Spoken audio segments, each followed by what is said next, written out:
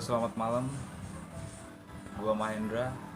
Gua mau nepatin janji gua yang bakal ngasih rekomendasi bisnis sampingan buat karyawan dan mahasiswa. Yang pertama, menjual pulsa elektrik atau kuota internet. Menjual pulsa merupakan ide bisnis yang menjanjikan karena meningkatnya pengguna telepon seluler. Kabarnya seorang pembisnis pulsa di Jakarta memiliki omset 20 triliun dalam setahun. Jika Anda ingin berbisnis pulsa, Anda bisa memilih pulsa elektrik sebagai tahap awal. Selain tidak berbentuk kartu yang terlalu merepotkan atau memakan tempat, pulsa elektrik diaktifkan melalui telepon genggam Anda sehingga relatif tidak merepotkan. Untuk memulai bisnis pulsa elektrik, modal yang Anda sediakan tidaklah banyak, yaitu sekitar 1-3 juta rupiah. Calon konsumen Anda bisa saja teman sepekerjaan, teman kuliah, atau tetangga rumah Anda. Bisnis yang kedua yaitu membuat blog. Anda sadari atau tidak, ngeblog sedang ngetrend dalam 7 tahun terakhir. Oleh karena itu, ngeblog bisa Anda jadikan sebagai pekerjaan sampingan untuk menghasilkan uang tambahan. Pondasi untuk menghasilkan banyak uang dari blog adalah postinganmu yang berkualitas. Anda bisa mencobanya dengan menulis postingan yang sesuai pekerjaan Anda sekarang. Sebagai contoh, jika Anda bekerja sebagai teknisi listrik, Anda bisa membuat blog dengan topik kelistrikan. Strategi ini akan memudahkan Anda dalam membuat postingan. Mengapa? Sederhana saja, karena Anda sudah tahu dan mengalami apa yang hendak Anda tulis. Membuat postingan sendiri bisa tanpa modal jika Anda menggunakan platform blog gratis, misalnya di blogspot.com. Yang ketiga, membuat toko online. Seperti halnya ngeblog, membuat toko online juga sedang ngetrend. Salah satu alasannya adalah gaya berbelanja masyarakat sekarang yang mulai bergeser ke gaya berbelanja online. Anda bisa memanfaatkan media sosial Anda seperti Instagram, Facebook, atau Twitter. Dilihat dari sisi barang yang dijual, Anda bisa menjual barang sendiri atau barang orang lain. Barang fisik yang umum dijual para pelaku toko online adalah pakaian, obat herbal, kerajinan khas daerah, tas, dan fashion. Anda bisa membuat toko online juga di marketplace. Dua marketplace yang populer di Indonesia adalah Bukalapak dan Tokomedia.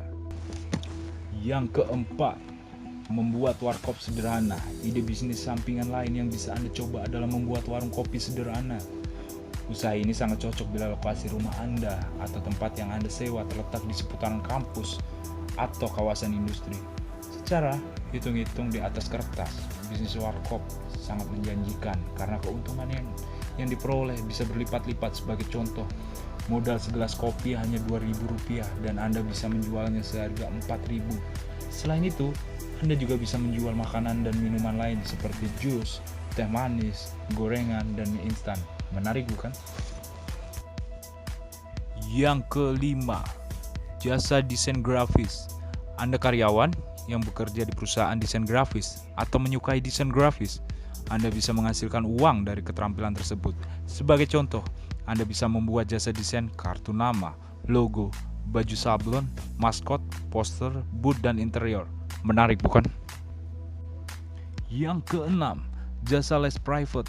Anda memiliki keterampilan dalam berbahasa atau bermusik. Jika iya, keterampilan tersebut bisa Anda jadikan usaha sampingan dengan mendirikan jasa les private. Bukan hanya menghasilkan uang, les private tersebut juga mengasah keterampilan Anda sehingga Anda tidak melupakannya. Sebagai contoh, Anda yang mahir berbahasa Inggris bisa membuka kursus bahasa Inggris untuk anak-anak sekolah dasar yang ada di lingkungan tempat tinggal Anda.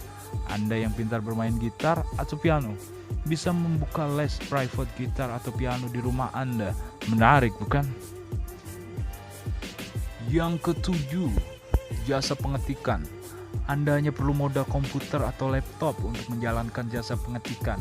Meskipun demikian, jasa pengetikan sebaiknya Anda pilih jika tempat tinggal Anda atau lingkungan Anda itu di lingkungan sekolah atau kampus atau daerah yang tempat nongkrongnya mahasiswa. Banyak siswa dan mahasiswa yang malas mengetik tugas atau skripsinya. Untuk perihal tarif, Anda bisa menawarkan tarif per halaman atau jumlah kata. Sebagai contoh, 2.000 untuk per halaman. Yang kedelapan atau yang terakhir, ojek online. Ojek online memang sedang benar-benar naik daun sekarang. Ojek online mulai sangat booming di awal tahun 2015 yang lalu, saat dimana Gojek mulai merintis aplikasi mobile Android dan iOS-nya. Mengapa saya langsung menganjurkan untuk jadi driver Gojek? Padahal penyedia layanan ojek online ada banyak. Mengapa nggak yang lain? Alasannya sederhana, karena Gojek itu yang menjadi pelopor di Indonesia. Dan Gojek adalah perusahaan yang memang asli anak dalam negeri, di mana fokus Gojek memang untuk pasar Indonesia. Dan saya adalah salah satu dari mitra Gojek. Terima kasih buat yang udah nonton. Jangan lupa buat subscribe, like, dan share. Terima kasih.